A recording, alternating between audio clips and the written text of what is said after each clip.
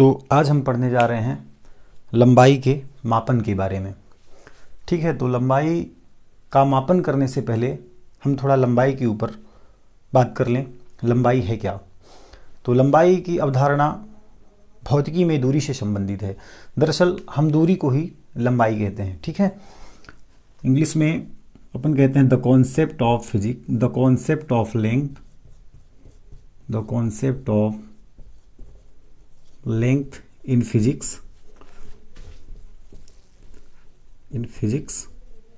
is related to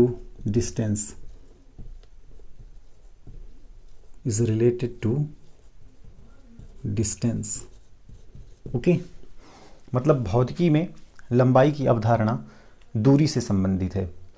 आकाश में किन्हीं दो बिंदुओं के बीच की दूरी को हम लंबाई कहते हैं। ठीक, किन्हीं दो बिंदुओं, कोई दो बिंदु हम ले लेते हैं और इन दोनों बिंदुओं के जो बीच की दूरी होती है वह कहलाती है लंबाई। ओके, वह कहलाती है लंबाई, लेंथ, है ना। ये दो बिंदु कहीं भी स्थित हो सकते हैं, या तो पृथ्वी से तारे की दूरी कह सकते हैं इसे, या पृथ्वी से सूर्य की दूरी, या पास स्थित किन्हीं दो बिंदुओं के बीच की दूरी, या फिर पृथ्वी पर कहीं भी पास या तो दूर स्थित किन्हीं दो बिंदुओं के बीच की दूरी, है ना। तो जब हम बीच का डिस्टेंस निकाल रहे होते हैं किन्हीं दो बिंदुओं के बीच का, तो वही डिस्टेंस लेंथ कहलाती है। ठीक है, लंबाई कहलाती है। अब लंबाई की हम बात करें तो लंबाई का मूल मात्रक SI में लंबाई का मूल मात्रक मीटर है ना। ये तो आपने पढ़ ही चुका है मूल मात्रक के बारे में। लंबाई का मूल मात्रक है मीटर और इसका संकेत है METRE, मीटर। इसका संकेत है स्मॉल m, है ना। इसका क्या है? संकेत। ओके, तो मूल मात्रक मीटर है, मीन्स हम लंबाई या तो बहुत छोटी निकालें या फिर लंबाई का परिमाण बहुत अधिक हो। दोनों कंडीशन में मूल मात्रक मीटर पर ही उस परिमाण को लिखा जाएगा। ठीक है, हम सेंटीमीटर या मिलीमीटर में हम परिमाण को व्यक्त नहीं करेंगे। किसी भी भौतिक राशि के परिमाण को हम मीटर में व्यक्त करेंगे, किसी भी भौतिक राशि के परिमाण को, जो कि लंबाई कहलाएगी या दूरी कहलाएगी, है ना। अब बात करते हैं मापन के बारे में, है ना। लंबाई का चूंकि हमने मापन पढ़ना है, तो मापन के बारे में बात करें तो मापन की दो विधियां हैं। ठीक है, लंबाई मापन की दो विधियां हैं। विधियों की बात करें, विधियां हैं दो, है ना। तो पहली विधि है लंबाई मापने की प्रत्यक्ष विधि,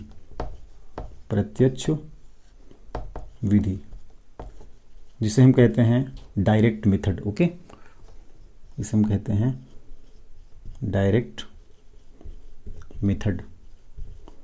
अब डायरेक्ट मेथड है क्या?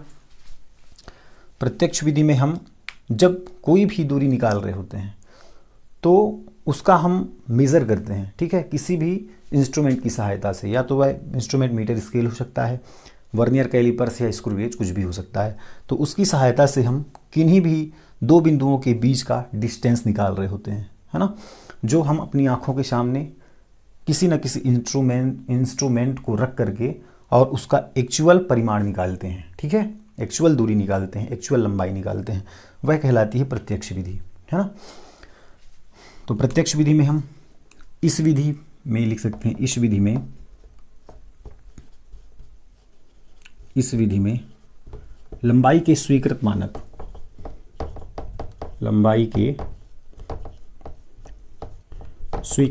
अब ये स्वीकृत मानक क्या होते हैं?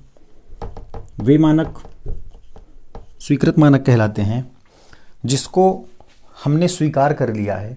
ठीक है, मेजर करने के लिए हमने जिस मानक को स्वीकार कर लिया है कि हम, हाँ भाई ये मीटर स्केल है, इससे हम मीटर, सेंटीमीटर या मिलीमीटर तक की दूरी मापेंगे, है ना। तो स्वीकृत मानक क्या कहलाएंगे? लंबाई के स्वीकृत मानक मीटर स्केल, वर्नियर कैलिपर्स और स्क्रू गेज स्क्रू गेज, है ना। तो इस विधि में लंबाई के स्वीकृत मानक की सहायता से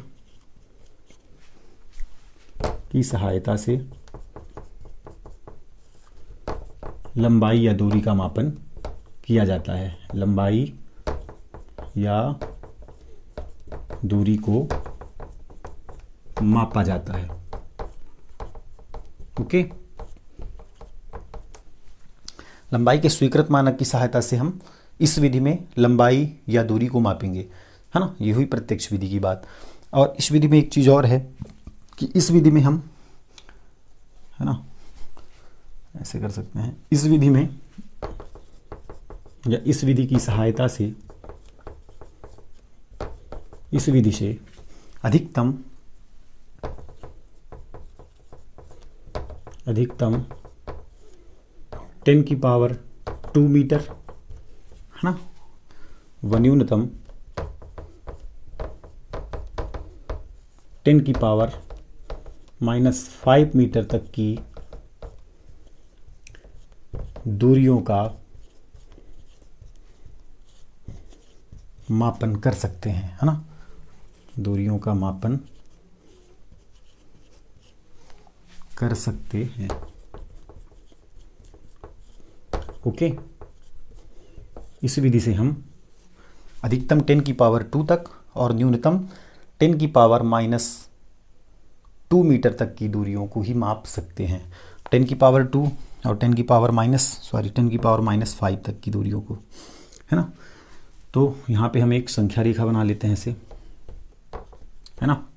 हमने यहाँ पे दिया 0, यहाँ पे हो गया 1, मीन्स 10 की पावर पे जा रहे हैं, 10⁻1, इधर हो जाएगा 10⁻2। और हमें पता है कि हम 0 से दाईं ओर क्या लिखते हैं, पॉजिटिव इंटीजर लिखते हैं, और 0 से बाईं ओर लिखते हैं क्या, नेगेटिव इंटीजर, माइनस वैल्यू, है ना। तो 10 की पावर में इधर भी जाएंगे, 10⁻1, 10⁻2, 10⁻3, -4, 10⁻5, है ना। अब यहाँ तक की दूरी को हम 10⁻5 से लेकर के 10⁻2 तक की दूरियों का मेज़र हम प्रत्यक्ष विधि की सहायता से ज्ञात कर सकते हैं। मतलब कोई इंस्ट्रूमेंट होगा, यहाँ तक की दूरी हम किसी इंस्ट्रूमेंट की सहायता से अपनी आंखों के सामने माप सकते हैं, ठीक। अब इससे अधिक की दूरी हमें मापनी है, 10 की पावर से अधिक की दूरी, 10⁻2 से अधिक की दूरी क्या होगी, 10⁻2 से अधिक होगा 10⁻3, 10⁻4, है ना, 10⁻5, और 10⁻5 से कम की दूरी, 10⁻5 से कम की दूरी हो जाएगी 10⁻6, 10⁻7, 10⁻15, है ना, 10⁻30। ऐसे जितना ही आगे जाते जाएंगे वैल्यू, दूरी का मान उतना ही कम होता जाएगा, ठीक है। तो हम देख रहे हैं कि जब हम पॉजिटिव जाते हैं, है ना, मतलब जब पूर्णांक, जब 10 की जो घात होती है वह धन पूर्णांक की होती है तो मान बढ़ते जाता है, और जब 10 की घात ऋण पूर्णांक में जितनी बड़ी संख्या होती है तो परिमाण उतना ही कम निकलता है, ठीक है। तो हम 10⁻2 से लेकर के 10⁻5 मीटर तक का मेज़र इस विधि की सहायता से ज्ञात करते हैं, ठीक है। तो चलो बात कर लें कौन कौन से इंस्ट्रूमेंट की सहायता से हम मेज़र करेंगे, ठीक है। तो इसका पहले आप स्क्रीनशॉट ले लें। ओके, चलो चलते हैं।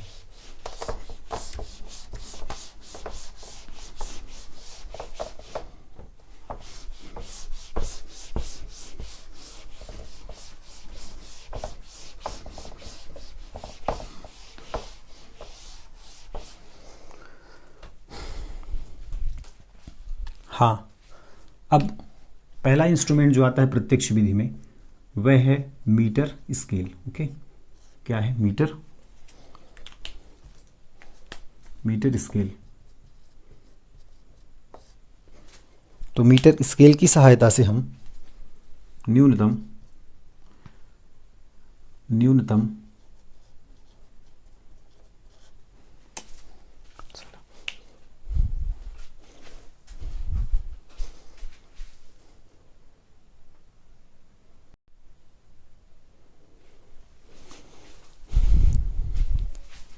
न्यूनतम 1 मिलीमीटर या 1 मिलीमीटर को अगर सेंटीमीटर में बदलें तो कितना आएगा, 0.1 सेंटीमीटर तक की दूरी को माप सकते हैं, है ना। मीटर स्केल की सहायता से न्यूनतम 1 मिलीमीटर या 0.1 सेंटीमीटर तक की दूरी को माप सकते हैं, है ना। तो जैसा कि हमारा लंबाई का जो मूल मात्रक है वह मीटर है, तो इसको हमें मीटर में कन्वर्ट करना पड़ेगा, ठीक है। तो आइए देख लेते हैं इसको मीटर में कैसे कन्वर्ट करें, है ना। तो पहले तो मिलीमीटर को भी बता देते हैं, मिलीमीटर को सेंटीमीटर में कैसे बदला, है ना। तो 10 मिलीमीटर में मिलीमीटर को सेंटीमीटर में बदलना है, मिलीमीटर को हमने सेंटीमीटर में बदला, चूंकि हमने जाना कि मीटर स्केल में न्यूनतम अल्पतमांक 1 मिलीमीटर का होता है। 1 मिलीमीटर कहते किसे हैं ये भी देख लो, ठीक है। ये क्या है, कोई मीटर स्केल है, यहाँ पर आपका 0, यहाँ पे है 1, यहाँ पे 2, यहाँ पे 3 ऐसा दिया रहता है, ठीक है। तो 0 से 1 के बीच में कितने का गैप होता है, 1 सेंटीमीटर का, ठीक। उसी तरह 1 से 2 के बीच में 1 सेंटीमीटर का गैप, 1 से 2 से 3 के बीच में 1 सेंटीमीटर का गैप, है ना। हर जगह 1 सेंटीमीटर का गैप होता है, ठीक। तो यहाँ पे देखें तो 1 2 3 4 5 6 7 8 9 10, है ना। तो जो ये दूरी कहलाती है, यहाँ से यहाँ की, यहाँ से यहाँ की, यहाँ से यहाँ की, तो 1 सेंटीमीटर में 10 मिलीमीटर होता है। तो यहाँ से यहाँ तक की जो डिस्टेंस है वह कहलाता है 1 मिलीमीटर, ये वाला डिस्टेंस, ओके। ये 1 मिलीमीटर कहलाता है ना। तो हम देखते हैं कि 10 मिलीमीटर में 1 सेंटीमीटर होता है, 10 मिलीमीटर में 1 सेंटीमीटर होता है। तो 1 मिलीमीटर में कितना सेंटीमीटर होगा, 1 मिलीमीटर में, अब छोटे मात्रक को बड़े मात्रक में कन्वर्ट करना है ना। तो जब छोटे मात्रक को बड़े मात्रक में कन्वर्ट करते हैं तो बड़े मात्रक का जो परिमाण होता है, परिमाण मीन संख्या 1, उसमें से छोटे मात्रक के परिमाण का भाग कराते हैं 10 सेंटीमीटर। 1/10 मीन्स 1 का 10 टाइम डिवाइड होगा तो कितना आएगा, 0.1 सेंटीमीटर। भाग करा के देख लेना, है ना। तो इस तरह से 1 सेंटीमीटर की वैल्यू कितनी आई, 0.1 सेंटीमीटर। अब सेम इसी तरह से हमको सेंटीमीटर को मीटर में कन्वर्ट करना है, क्योंकि हमारा लंबाई का मात्रक मीटर है, इसलिए, है ना, उसको हमें मीटर में कन्वर्ट करना ही होगा। तो चलिए आइए देख लेते हैं। 100 सेंटीमीटर में 1 मीटर होता है, तो 1 सेंटीमीटर में कितना मीटर होगा, 1/100 मीटर होगा, है ना। क्योंकि छोटे मात्रक को बड़ी मात्रक में बदलेंगे तो बड़े मात्रक के परिमाण में से छोटे मात्रक के परिमाण का भाग कराएंगे। अब कितना सेंटीमीटर को बदलना है हमें, 0.1 सेंटीमीटर को, 0.1 सेंटीमीटर को बदलेंगे तो क्या आ जाएगा, 0.1 डिवाइड बाई 100 मीटर, ओके। तो इक्वल कितना आएगा, इसके डेसिमल को हटाएंगे तो नीचे क्या हो जाएगा, 10 का गुणा हो जाएगा, क्योंकि दशमलव के बाद डेसिमल के बाद एक डिजिट है, एक अंक है, तो 10 का भाग चला जाएगा नीचे, तो उसको ऊपर का अंश का डेसिमल हट जाएगा। आया कितना, 1/1 2 3, ठीक है, 3 जीरो हैं तो इसको क्या लिख सकते हैं, 10 की घात 3 मीटर। इसको ऊपर लाएंगे तो कितना हो जाएगा, 10 की घात -3 मीटर, है ना। तो इस तरह से हम देखें कि 1 मिलीमीटर या 0.1 सेंटीमीटर या 10 की पावर -3 मीटर, ओके। ये हो गया मीटर स्केल। अब दूसरा जो आपका इंस्ट्रूमेंट है वह है वर्नियर कैलिपर्स। वह क्या है, वर्नियर कैलिपर्स, है ना। तो वर्नियर कैलिपर्स की सहायता से न्यूनतम या इसका अल्पतमांक कह सकते हैं या न्यूनतम मान कह सकते हैं, है ना। न्यूनतम हम कितना मेजर कर सकते हैं, 0.01 सेंटीमीटर, ओके। 0.01 मीन्स 10 की पावर -4 मीटर। इसको निकाल लीजिएगा बिल्कुल ऐसे ही, है ना, 10 की घात -4 आ जाएगा। फिर तीसरा इंस्ट्रूमेंट आता है स्क्रू गेज, है ना। तीसरा है स्क्रू गेज। तो स्क्रू गेज की सहायता से न्यूनतम या स्क्रू गेज का न्यूनतम मान या अल्पतमांक 0.001 सेंटीमीटर होता है। इसको पावर में कन्वर्ट करें मीटर में तो 10 की पावर -5 मीटर, ओके। तो हमने क्या जाना, हमने जाना कि प्रत्यक्ष विधि में न्यूनतम हम 10 की घात -5 मीटर तक की दूरी को ही माप सकते हैं। इससे कम की दूरी मापने के लिए इसमें कोई इंस्ट्रूमेंट नहीं है प्रत्यक्ष विधि में। है ना। तो इससे कम की दूरी और 10 की पावर 2 से अधिक की दूरी मापने के लिए हम दूसरी विधि बताएंगे आपको, है ना, जिसको कहेंगे अप्रत्यक्ष विधि। तो उसके पहले हम ये जान लें कि जो 10 की घातों में लिखा हुआ है ना, मीटर 10 की घातों में लिखा हुआ है, कहीं पे माइनस में है, कहीं धन पूर्णांक का है, कहीं ऋण पूर्णांक का है घात, है ना। तो इसको हम ऐसा लिखते क्यों हैं, ठीक है। तो देख लेते हैं, इसको कहते हैं परिमाण की कोटि। इसके लिए पढ़ेंगे परिमाण की कोटि, है ना, order of magnitude, order of magnitude.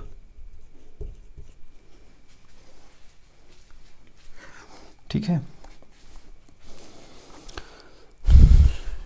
N आई होगा, ठीक है, मैग्नीट्यूड, ऑर्डर ऑफ मैग्नीट्यूड, परिमाण की कोटि। तो परिमाण की कोटि में चूंकि हम देखते हैं कि भौतिकी में मापन का परास बहुत विस्तृत है, ठीक है, बहुत बड़ा है। जहां हम एक और छोटी राशियां जैसे प्रोटॉन की त्रिज्या, इलेक्ट्रॉन का द्रव्यमान, है ना, प्रकाश का तरंग दैर्घ्य, जिनकी दूरियां 10 की घात -5 से बहुत छोटी होती हैं, इनका मापन करते हैं।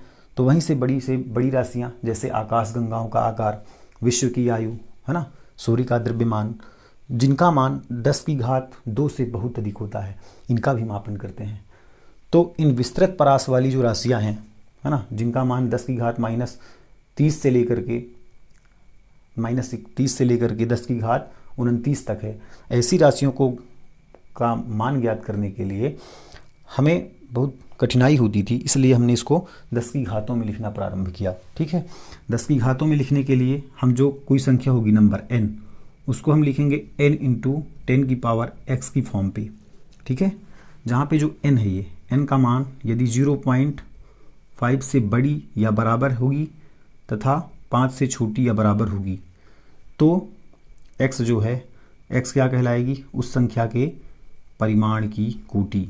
ठीक है, x कहलाएगी संख्या के परिमाण की कोटि। बात समझ आई। n का मान कितना होना चाहिए, 0.5 से 5 के बीच का होना चाहिए। ठीक है, इसके लिए हम देख लेते हैं टेबल बना करके। ठीक, तो इतनी बात समझ आई, इसको मिटा सकते हैं, है ना, स्क्रीनशॉट लें।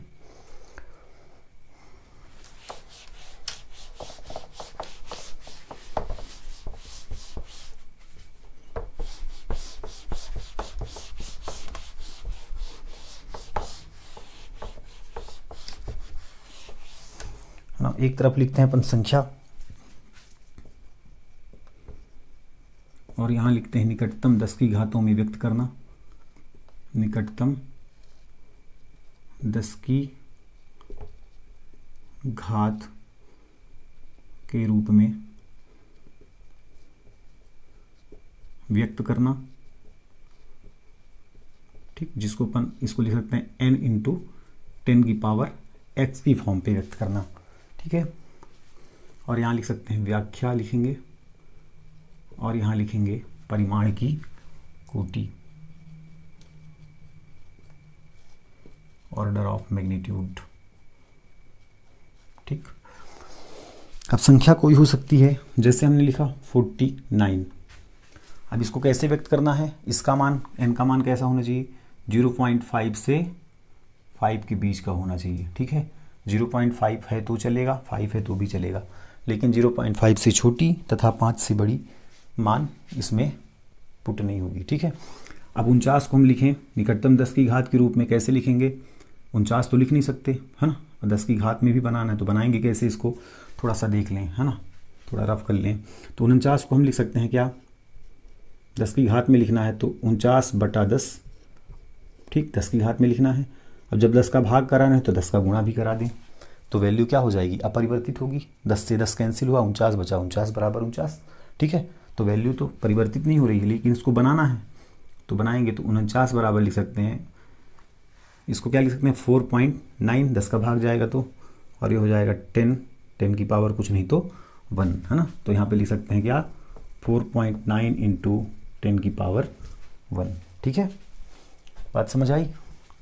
अब व्याख्या कर देंगे, इसकी व्याख्या क्या करनी है, हमें n का मान बताना है। n का मान क्या है, 4.9, जो कि 0.5 से बड़ी तथा बराबर है और 0.5 से बड़ी है तथा 5 से छोटी है, परिमाण की कोटि है 1। ठीक, इसी तरह कोई 3 अंकों की संख्या ले लेते हैं, जैसे 662।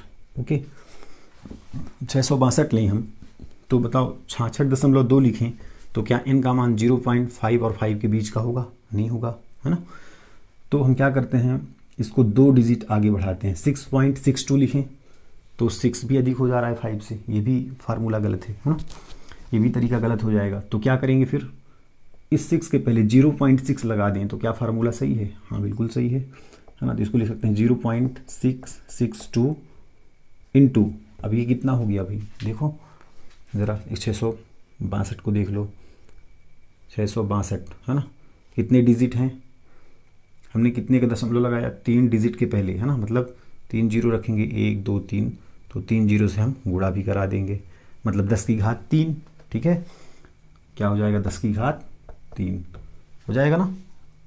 ठीक, इसका भाग जाएगा 0.662 इंटू 10 की पावर 3। ओके, और ये जो n का मान है वह कितना आ गया, n का मान 0.6 मतलब 0.5 से बड़ी है, कौन सा मान 0.662 और 5 से छोटी है, परिमाण की कोटि हो गई 3। ऐसे कोई 4 अंकों का नंबर ले लेते हैं, 7843 है ना, इसको हमने लिया तो 7.8 तो लिख नहीं सकते इसको, क्योंकि 5 से बड़ी हो जाएगी, है ना। तो क्या लिखेंगे, 0.7843। अब कितने डेसिमल के बाद कितने जीरो हैं, कितने डिजिट हैं, 4, 1 2 3 4, तो 10 की पावर 4 लिख दो बस, है ना। तो वैल्यू क्या है, n का मान 0.5 से बड़ी है 7843 और 5 से छोटी है, और परिमाण की कोटि हो गई 4। ठीक, इसी तरह से आप इसको निकाल कर देख सकते हैं।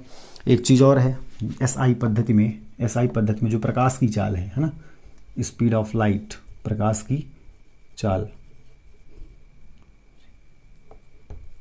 स्पीड ऑफ लाइट कितनी है SI पद्धति में, 3 गुणे 10 की घाते 8 मीटर प्रति सेकेंड, है ना। तो देखो n का मान क्या है, 3, जो कि 0.5 से 5 के बीच का है, तो परिमाण की कोटि कितनी हो जाएगी, 8। इसी तरह CGS में स्पीड ऑफ लाइट कितनी है, 3 गुणा 10 की घाते 10 सेंटीमीटर प्रति सेकेंड। इसमें परिमाण की कोटि कितनी है, ऑर्डर ऑफ मैग्नीट्यूड कितना है, 10, और इसमें ऑर्डर ऑफ मैग्नीट्यूड कितना है, 8, मतलब परिमाण की कोटि इसमें 8 है, इसमें 10 है, लेकिन n का मान दोनों में सेम है। तो हमने देखा क्या कि मात्रकों की पद्धतियाँ जब बदलेंगी, है ना, मात्रकों की पद्धतियाँ बदल जाने पर परिमाण की कोटि भी बदल जाती है ना। ठीक, ये हो गया क्या, परिमाण की कोटि को जानना, कि हमने 10 की घातों में जब व्यक्त करना है किसी भी भौतिक राशि के परिमाण को, तो निकटतम 10 की घात के रूप में लिखना है, और जो n का मान होगा, ठीक है, वह 0.5 से 5 के बीच का, या तो 0.55 भी हो सकता है, इनके बीच का कोई नंबर होगा, ठीक है, तो ही इसको निकटतम 10 की घात के रूप में व्यक्त करना माना जाएगा, अन्यथा वह गलत है। ओके, अब बात करते हैं अप्रत्यक्ष विधि की। ठीक, चलिए इसको मिटाएं।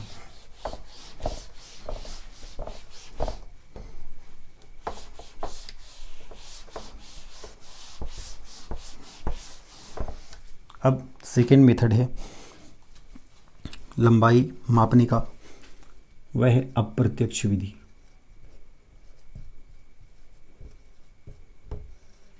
अप्रत्यक्ष विधि, ठीक है, जिसको अपन अंग्रेजी में कहते हैं इनडायरेक्ट मेथड। ओके, अप्रत्यक्ष विधि क्या है। अब चूंकि देखो लंबाई मापने की कई सारी विधियां हैं, है ना, अप्रत्यक्ष विधि में बहुत सारी विधियां हैं, जिसमें हम कक्षा 11 की पाठ्य पुस्तक में केवल एक ही विधि, लंबन विधि के बारे में पढ़ेंगे। लंबन विधि के बारे में हम पढ़ेंगे, ठीक है, लंबन विधि, पैरेलैक्स मेथड,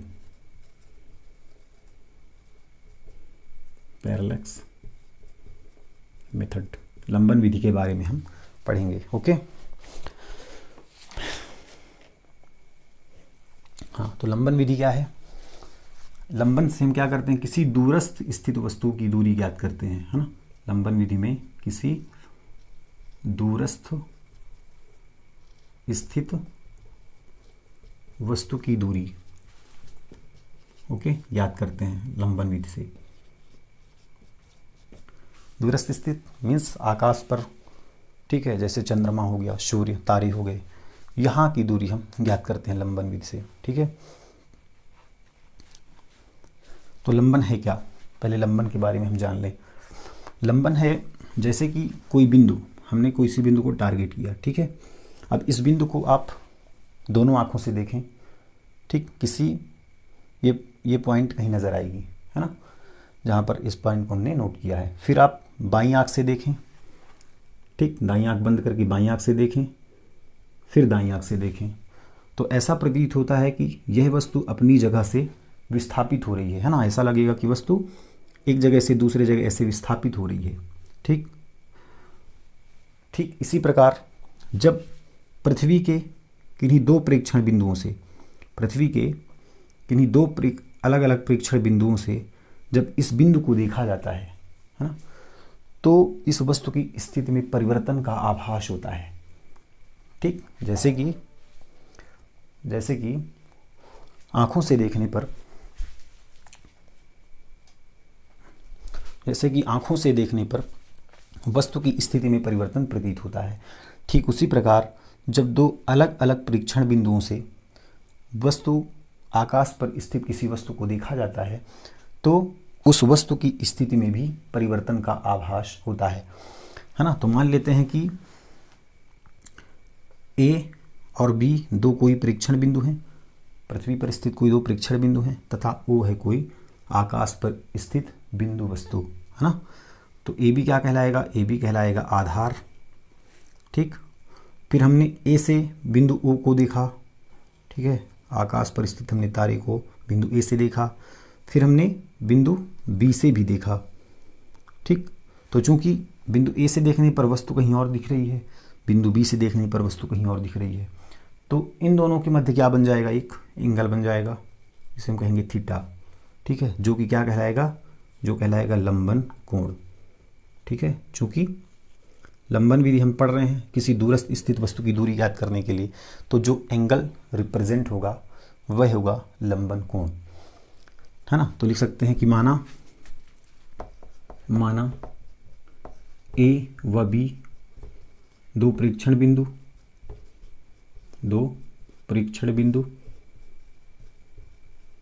तथा ओ बिंदु वस्तु है, हाँ, तथा ओ बिंदु वस्तु है, ठीक। तब ए बी क्या कहलाएगा, ए बी कहलाएगा आधार, ठीक है। तब ए बी इक्वल आधार, है ना, बी व कोण कौन सा बन रहा है, कोण बन रहा है ए ओ बी, कोण ए ओ बी इक्वल थीटा, लंबन कोण होगा, लंबन कोण होगा, ठीक है। अब ये लंबन कोण है। अब मान लेते हैं कि, ठीक, मान लेते हैं कि ए बी को हम बी लंबाई का एक ऐसे वृत्तीय चाप मानते हैं, ठीक। क्यों ऐसा मानते हैं, क्योंकि जो ओ ए की दूरी है वह ए बी की तुलना में बहुत अधिक है, क्योंकि पृथ्वी से तारों की दूरी, पृथ्वी से तारे की दूरी बहुत अधिक होगी इस पृथ्वी पर स्थित दो प्रेक्षण बिंदु की दूरी की तुलना में, होगी ना। पृथ्वी पर स्थित दो प्रेक्षण बिंदु हैं, इनकी दूरी आकाश पर स्थित किसी वस्तु की दूरी की तुलना में बहुत कम होगी, तो इसको हम बी लंबाई का एक ऐसे वृत्तीय चाप मान सकते हैं, ठीक है। जब इसको बी लंबाई का हम वृत्तीय चाप मान लेंगे तो इसको एक वृत्त की भांति ऐसे देख सकते हैं। जब इसको वृत्त की भांति देखेंगे तो हमें वृत्त का केंद्र बिंदु प्रतीत होगा, ठीक है। और जब हमें वृत्त का एक केंद्र बिंदु प्रतीत होगा तो वृत्त से परिधि तक की दूरी क्या कहलाएगी, त्रिज्या कहलाएगी। तब ओ ए इक्वल लिख सकते हैं, तब ओ ए इक्वल त्रिज्या, है ना, त्रिज्या इसको मान लिया हमने डी, डिस्टेंस, है ना, त्रिज्या डी हो गई। और ए बी इक्वल बी है, ठीक है, ए बी इक्वल बी है। तब सूत्र होता है हमारा क्या, कोण बराबर चाप बटे त्रिज्या। लगा दें कोण बराबर चाप बटा त्रिज्या से, है ना। कोण कितना है, कोण है थीटा। चाप कितना है, चाप ए बी है ना, चाप ए बी है। त्रिज्या कितना है, त्रिज्या है ओ ए, ठीक है, मान रख दो। तब थीटा इक्वल ए बी का मान, ए बी का मान बी, ओ ए का मान कैपिटल डी, ठीक है। इस तरह से हम यहाँ से हमें डी निकालना है ना। हमने प्रेक्षण बिंदु से वस्तु की दूरी निकालनी है, तो डी का मान निकालेंगे तो डी इक्वल कितना हो जाएगा, थीटा को इधर ले आएंगे बी अपान थीटा, ठीक। ये है हमारा सूत्र। यहाँ से हम दूरी ज्ञात कर सकते हैं पृथ्वी की सतह से आकाश पर स्थित किसी तारे की दूरी, है ना। यदि यहाँ पर यदि बी व थीटा के मान ज्ञात हों, ठीक है, मान ज्ञात हों, तो डी का मान ज्ञात किया जा सकता है। डी का मान ज्ञात किया जा सकता है, ओके, है ना। चूंकि हमें बी तो पता ही होगा, पृथ्वी पर स्थित कोई दो प्रेक्षण बिंदु हैं, तो हम ये दूरी निकाल सकते हैं। और बिंदु ए के द्वारा, बिंदु ए से जो ओ की दूरी है वो रेखा, और बिंदु बी से ओ की जो दूरी है वो रेखा, इन दोनों के बीच जो एंगल बनेगा, ये एंगल भी हमें पता चल सकता है। तो इन दोनों का मान ज्ञात होने पर हम डी का मान ज्ञात कर सकते हैं, ठीक है, बिना स्केल, बिना मीटर स्केल के, ठीक है। तो ये हुई अप्रत्यक्ष विधि, जिनमें हम आकाशीय वस्तुओं की दूरी ज्ञात करते हैं, ठीक है। तो आज हमने क्या क्या सीखा, आज हमने सीखा लंबाई के बारे में। लंबाई क्या है, किसी दो बिंदुओं के बीच की दूरी। लंबाई का मूल मात्रक मीटर है, मतलब हम किसी भी बिंदु की दूरी, किसी दो बिंदुओं के बीच की दूरी जब ज्ञात करेंगे तो उसे मीटर में ही व्यक्त करेंगे, चाहे वह दूरी कितनी छोटी या फिर वह दूरी कितनी भी बड़ी क्यों ना हो। इसका संकेत स्मॉल m है, ठीक है, लंबाई का। और लंबाई मापने की दो विधियां हैं, प्रत्यक्ष विधि और अप्रत्यक्ष विधि। प्रत्यक्ष विधि में हम अधिकतम 10⁻² मीटर तक की दूरी व न्यूनतम 10⁻⁻5 मीटर तक की दूरी को माप सकते हैं। इससे अधिक या इससे कम की दूरी मापने के लिए हम दूसरी विधि या दूसरे प्रकार के इंस्ट्रूमेंट का सहारा लेते हैं, है ना। और प्रत्यक्ष विधि में स्वीकृत मानक होते हैं, जैसे कि metre scale, vernier calipers, screw gauge. इनकी सहायता से हम न्यूनतम दूरियां ज्ञात करते हैं, ठीक है, मेज़र करते हैं, और वो दूरी हमें एग्जैक्ट प्राप्त होती है, और वही दूरी हम लिखते हैं, हम अपनी आँखों से देखकर, अपने हाथों से माप करके, ठीक है। और फिर आता है अप्रत्यक्ष विधि। अप्रत्यक्ष विधि में हमने एक विधि पढ़ी, लंबन विधि, जो कि जिसकी सहायता से हम किसी दूरस्थ स्थित वस्तु की दूरी ज्ञात करते हैं, ठीक है। तो लंबन विधि में हमने देखा कि यदि आधार हमें पता हो तथा लंबन कोण का मान हमें पता हो, तो हम इस पृथ्वी की सतह पर स्थित जो प्रेक्षण बिंदु हैं वहाँ से हम आकाश पर स्थित किसी बिंदु वस्तु की दूरी ज्ञात कर सकते हैं, ठीक है। धन्यवाद।